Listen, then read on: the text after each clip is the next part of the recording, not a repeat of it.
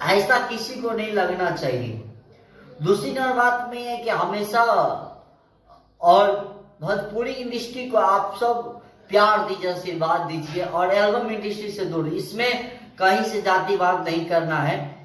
और बहुत ही अच्छा और इतने बड़ा दिल बना के आज भोजपुरी इंडस्ट्री में जो हमारे प्रोड्यूसर साहब है उनको दिल से सल्यूट है। और इससे लगता है मुझे कि ये सिनेमा से हमारे भोजपुरी के कलाकार जो बेरोजगार पड़े हुए हैं वो सबका एक काम मिल सकता है। एक अच्छा बिजनेस के साथ जब हमारा सिनेमा इतना बड़ा ग्रोथ करेंगे, बड़े लेवल पे जाएंगे, तो भोजपुरी इंडस्ट्री में इससे भी बड़ा बड़ा प्रोड्यूसर आएंगे और मेहनत करेंगे और इससे भी बड़ा बड़ा सिनेमा बनाएंगे।